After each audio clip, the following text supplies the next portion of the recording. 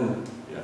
Lisa's here today, so she could probably do the sermon just as well as me this morning, because what I want to talk about are some missionaries. Lisa and I have actually been blessed to know a number of missionaries. And part of it is because of our work, or my work, at least, in the life of the church. And part of it is because I wanted to be a missionary when I was younger. I wanted to go to China and be a missionary. It was just kind of one of those first things that I had felt a call to, and obviously never took place, but I've always held missions close to my heart. And then when we went to Asbury Seminary, there are a couple of mission agencies that were actually stationed there, and a lot of the people attending seminary were planning on going into the mission field. And so that we had the chance to meet a number of missionaries. And what I would like to do this morning is share a few of them with you, and you actually know about some of these already because I've talked about them. But I just wanted to remind you on this World Communion Sunday about the work of God across the world. And these are just people that I know that are doing some good work, and then I'll make a point at the end. Okay? So, the first one is, you see that little pin? Can you all see that okay? Yeah. Didn't turn out quite as big as I was hoping, but that pin is on the Dominican Republic. And I have a friend, Mark Mogan, who I went to high school with, who got involved in a church in Michigan 30 years ago. And that church had a connection to a missionary in the Dominican Republic. And as they learned about the work in the Dominican Republic and the work that this missionary was doing, they discovered that there was a need for clean water in some of these villages. And so this church, this little church in Michigan, Cadillac, Michigan, which isn't near Detroit, it's just up there somewhere, had some people in that church who were engineers. And they said, we can build wells and we can get them dug, and we can put those wells in, and we can train people how to use those wells, and then there will be clean water. So 20 years ago, my friend Mark was an engineer, and he designed yogurt plants for General Mills and installed them. So he did like 3 or 4 plants around the world, actually, for General Mills. And so he knows about pipes and things, right? So you can tell I'm not an engineer because of the way I'm talking about this, right? So these guys got together in this little town in Cadillac and started figuring out what they needed to get wells there, how they would put them together here and then ship them down to the Dominican Republic, how they would get from the port to the villages that needed them. And they did all this work in terms of the infrastructure, built relationships. The missionary that was there was building relationships with the pastors. The pastors were building, in the communities that were being served. And so for 20 years, they've been building 10 wells a year, so 12 wells a year. Isn't that amazing? I mean, it's just an amazing story. And so they always have enough money. They send a team down there every year in January and get these wells built for these small villages, train the people. And of course, as you know, Lisa and I went down a couple of years ago, and they developed into a sewing ministry so that women can learn how to sew and provide some income for themselves. They've gotten into some building ministries so that they're helping churches with construction and building some homes for people in these little villages that essentially have nothing. Some of them don't even have clothes. Some of the kids don't even have clothes. They're so poor. And my friend Mark and his colleagues are responding in faith to that particular need. And so they're missionaries here while they do the work there in partnership with the church. Isn't that cool? I just feel really blessed to know Mark. And Lisa and I are actually going back again at the end of January to build some more wells. So that'll be fun. And then I also know the Grainers, actually, who used to be missionaries down in Bolivia. Used to be missionaries down in Bolivia, but they're now in the Dominican Republic. They're through the United Methodist Church.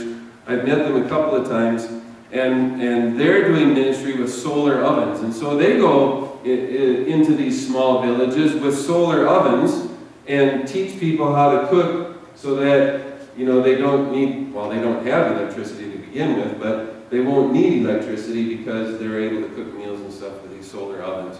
And they're also doing ministry with the pastors, obviously, and with the churches. And so that's just kind of another cool thing that's going on down in the Dominican Republic through our denomination, the Grainers.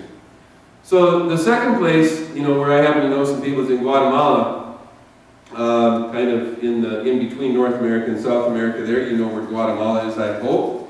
And while Cali has been instrumental in the ministry that goes there, the real missionary is Romeo. And I think Romeo was actually here maybe 3 years ago. Do you guys remember Romeo? Guatemalan guy, and I think Cali was here to interpret. Yep, some of you remember that. And Romeo and his wife Berta are just amazing. Lisa and I met them when we went on a mission trip to help some missionaries, David and Becky Dvorak in Guatemala. And David and Becky were called down there from the Twin Cities. They just went on a trip and saw the need and heard God call them, and they responded and just moved their family down there. Amazing story. Lived in the city for a while, and then they were able to buy some land and start an orphanage. So they have 30, 40 kids. They get them off the streets. They get them from the government. Orphans who lost their parents due to violence or due to drugs or whatever it might be, and they built this little compound out in the country where they garden and teach and have school and all this stuff, and they grow these kids up, so they have a loving home. It's just amazing work that they've done. Well, Lisa and I went down with the group to help them do some construction, and in the process we met Romeo, who was kind of their construction foreman. And Romeo is just this faithful Christian who worships in the town in this little church that's about this section wide of our building. And by the way, their music is at about 140 decibels just in that little space. It's amazing. I mean, you can hear it all the way across town. And Romeo is just this amazing guy who had a passion for youth in his community, because kids were going into gangs. There were orphans again because their parents have died. They've been on drugs. I mean, all this stuff. And Romeo had this passion for youth, and he wanted to get them directed towards some Christian teaching and ministry. And so in partnership with Cali, Romeo now has about 50 students, 50 kids at his home every Wednesday night for Bible study and prayer and a meal that he and Berta cook. Well, Berta probably does most of the cooking together. And then, on a regular basis, monthly at least, they go and serve someone in their community. So they find out about widows who are in need of new homes, and they build these small block houses. They deliver food bags, food packets and stuff to people in the neighborhood that are hungry. This is funded by people that Cali knows here in the U.S., but they do the work and they choose the ministry. They've rebuilt schools. They've rebuilt the firehouse because the government wasn't taking care of it. All these community needs that are around them, Romeo sees them and responds. It's amazing work that he does. He's also connected with another mission agency that is all about education for these students.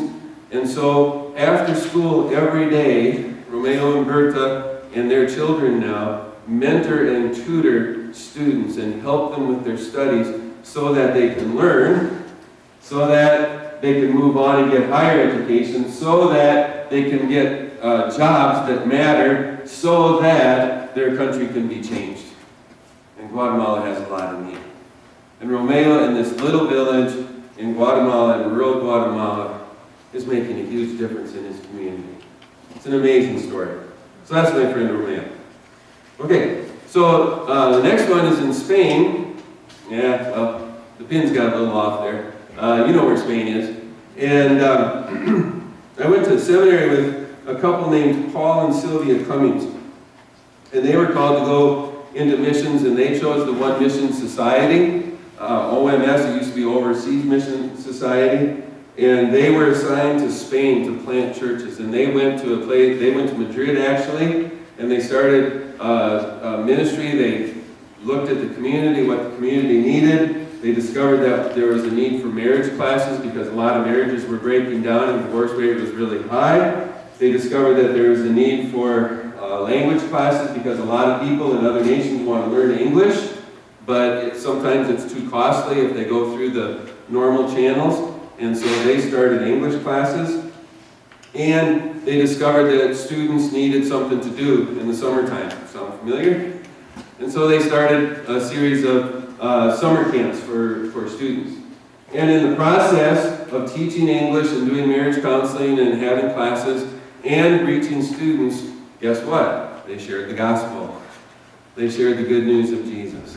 And some people became Christians. And then they started some house churches.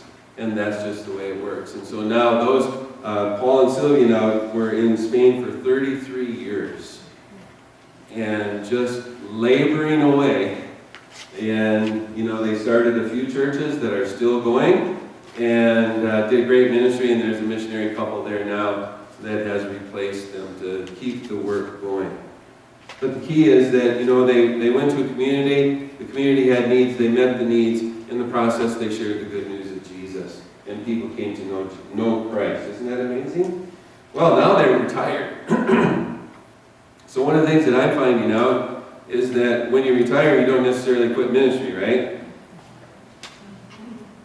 That's not my plan anyway, because there's all kinds of things to do, aren't there? And so Paul and Sylvia Cummings right now are participating in a ministry. They live down in Arkansas in the Ozarks. They're participating in a ministry called Hope 61, which is to combat sex trafficking. And they're going around to churches both in the U.S. and abroad on behalf of OMS to do church training for how individual local congregations can combat sex trafficking. Isn't that awesome? So we know about sex trafficking. We've talked about that a number of times. And one of the things that I was hoping is that we could get them here sometime before I leave, but I don't think that's going to happen. But if anybody's passionate about sex trafficking, here's an avenue by which that can happen. Because there's a need, right? There's a need right now to be battling sex trafficking, and they're responding to that need. Amazing couple, Paul and Sylvia Cummings. So I also have, you know, I went to Uganda a couple of times, and Uganda is right there. Not working, huh? Oh, there it is. Yeah, that's about right. Uganda's about right there in Africa. And when I went to Uganda, our goal was to build a school that was connected to a United Methodist church. And we managed to build a rather large classroom that 100 students were in. While we were there, we discovered that there was a need of local pastors to be trained.